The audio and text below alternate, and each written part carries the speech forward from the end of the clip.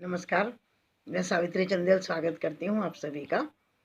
और आज जिस कथा को हम आपस में शेयर करेंगे, सुनेंगे, सुनाएंगे, वो कथा 8वें वार की है।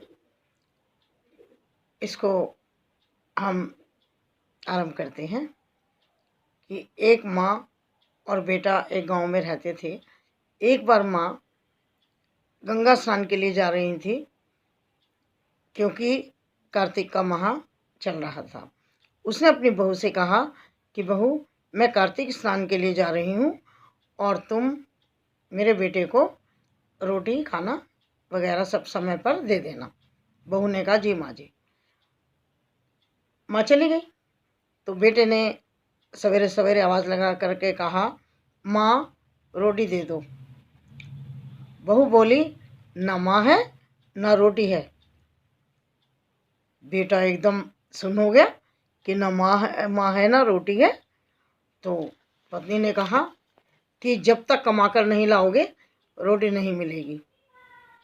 घर में बैठे रहते हो, खाते हो, पीते हो और कोई भी काम नहीं करते हो, ऐसे काम नहीं चलेगा। कमा कर लाओ तब रोटी मिलेगी। पति ने कहा कि अच्छा ठीक है, मैं जाता हूँ, लेकिन मुझे 4 रोटी अचार के साथ पहले दे दो। तो पत्नी ने 4 रोटी बनाकर अचार से दे दी। तो वो उनको लेकर के चला गया। एक कुएं की जो पाटी होती है उस पर बैठ गया। चाल कहते हैं, पाटी कहते हैं, जो भी, उस पर वो बैठ गया और बैठ करके सोचने लगा कि मुझे तो कमाना आता नहीं है, तो मैं कैसे कमाऊंगा। मैंने कभी कमाया नहीं और मुझे कुछ आता नहीं। तो उसने क्या किया कि रोटी खाई और बस भगवान का नाम लेने लगा। प्रभु को याद करने लगा कि हे भगवान, मैं क्या करूं, मुझे तो कमाना आता नहीं है और कैसे कमाकर मैं घर ले जाऊंगा।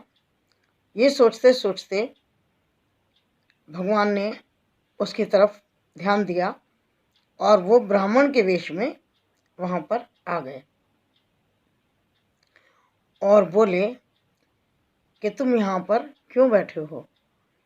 उसने कहा कि ब्राह्मण देवता, मुझे कमाना नहीं आता है और मेरी पत्नी ने कहा है कि कमा कर लाओगे तभी रोटी मिलेगी, तो मुझे तो कमाना नहीं आता है। भगवान रूपी ब्राह्मण ने कहा, कमाना तो मुझे भी नहीं आता है, पर एक 8वें वार की मुझे कथा आती है, वो तुम सुन लो।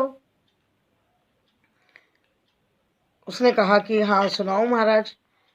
तो उन्होंने कहा कि चावल का दाना ला, पानी की घंटी ला, उल्टे को सीधा कर, ढके को उघाड़। रविवार, सोमवार, मंगलवार, बुधवार, बृहस्पतिवार, शुक्रवार, शनिवार, 8 पहर का आसरा, भरियो मायका और सासरा। ये कहकर वो ब्राह्मण देवता कहने लगे कि ये कथा कहने और सुनने से घर भर जाता है और धन धान्य से परिपूर्ण हो जाता है।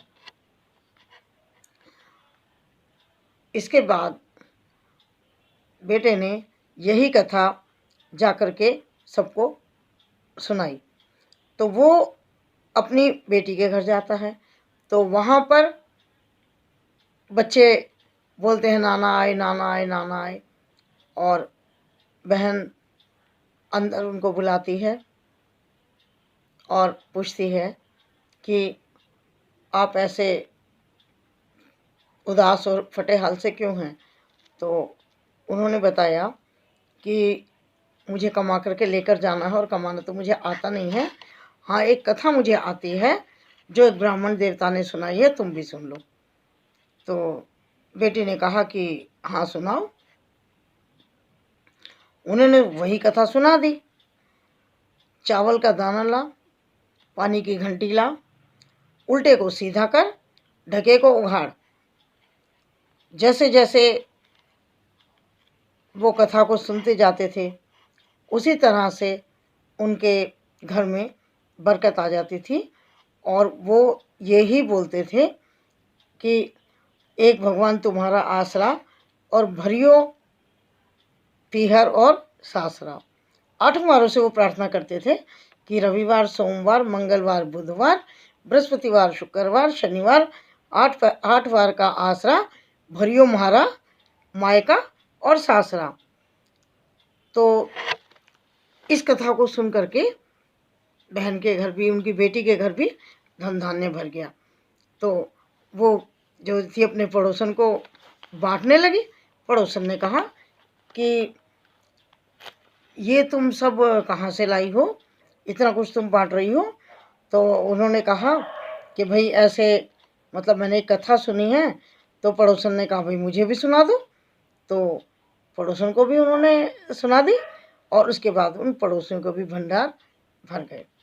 तो ये 8 वार की जो कथा है, इसको कहने सुनने से गरीबी समाप्त होती है और घर धन धान्य से परिपूर्ण होता है। और जब वो अपने घर गया तो घर लौटकर भी पत्नी ने कहा कि क्या लाए हो। तो उसने कहा कि मैं ये कथा लाया हूँ। तो उसकी पत्नी ने कहा चलो कुछ तो लाया है। तो उसने वही कथा ब्राह्मण देवता वाली सुना दी कि 8 वार तेरा आसरा और भरना मायका और सासरा, वही सुना दी।